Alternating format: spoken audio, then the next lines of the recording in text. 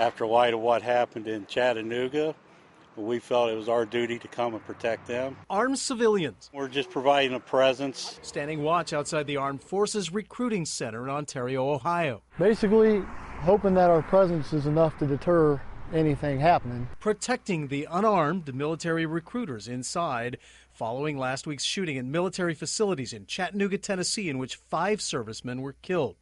The Department of Defense prohibiting the recruiters themselves from carrying guns. As long as it takes. As long as we can get people to come out and stand guard, we'll be here until they get the okay to protect themselves. The U.S. Army and the U.S. Marine Corps both issued statements on Wednesday. The Marines saying, while we greatly appreciate the support of the public during this tragedy, we ask that citizens do not stand guard outside our recruiting offices. Our continued public trust lies among our trained first responders for the safety of the communities where we live and work. The Army saying we are America's Army and local communities can support our security by reporting suspicious activity, particularly around recruiting centers. If you see something, say something. In Ontario, however, the armed civilian presence is being welcomed and supported by many in the community, including those who work at businesses next door. It's nice to see more people who support the military and their troops, and they stand for their beliefs. I think it's fabulous that they're here and they're showing their support for our servicemen.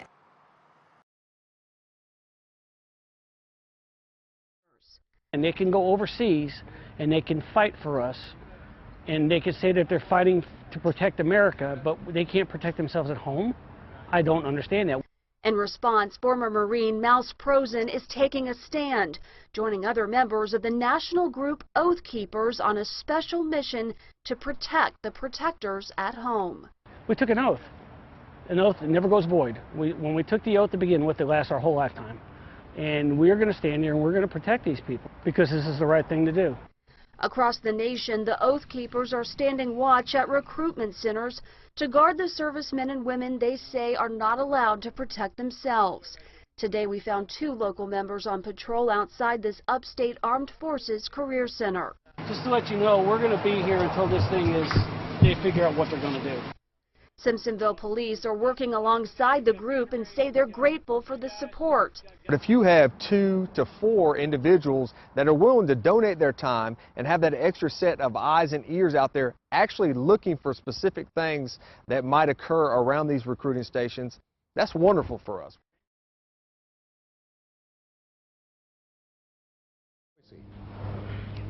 These members are called 3% Idaho. These members say they're taking matters into their own hands after the deadly shooting in Tennessee.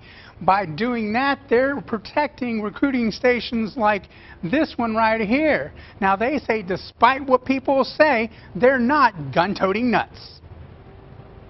I do understand that there is a perception out there that we are a bunch of, gun nuts. Members of the Idaho 3% say they're not playing cowboy or showing off by putting pairs of gunmen in front of recruiting offices. We're not a militia. We're just, a group of citizens who exercise their rights and do things like this, when it comes to filling in security gaps where the government falls short. The group has 800 members, and they say since the people in the recruiting offices can't arm themselves inside, they're protecting them by arming themselves on the outside. So it's not about coming out here in a show of aggression. It's not about, showing everybody that we are gun nuts and we don't want our guns taken away. It's a form of protection. While there's a lot of big guns protecting the recruiting office, there's a lot of nervous mothers with kids going into the store next door. Yeah, baby place.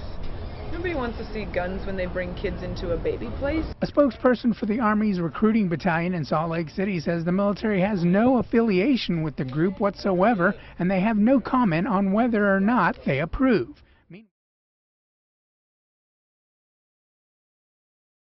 Yes, a couple of 3%ers I talked to admitted they don't have carry permits, but say they have strong feelings about protecting those who serve our country. Just by it being present, I hope that it can deter a shooter. Henry Dahl is armed with a 9mm handgun and Bobby Hickson a sniper rifle outside this recruitment center. They're part of the Tennessee 3% Militia, a name that dates back to the Revolutionary War when 3% of people stood up against England. They're now fighting a new battle coming out of the Chattanooga shootings. Members of the 3% militia that I spoke with tell me they will continue to stand outside of this recruitment center here until servicemen and women are allowed to bring guns inside recruitment centers. They want to protect service members, even though both tell me they don't have handgun carry permits and that they're working on getting them. They say most people in the group do have them. We're here to protect them so they can protect us. Dahl and Hickson say they got permission from the property owner to stand guard over the recruitment center, as long as they stay on this patch of grass considered private property. A manager confirmed this and told me she's glad they're there. I also took the question of whether it was legal for the two men to be there without carry permits to Morristown Police. All they would say, they knew members with carry permits would be there, and so far no complaints have been filed.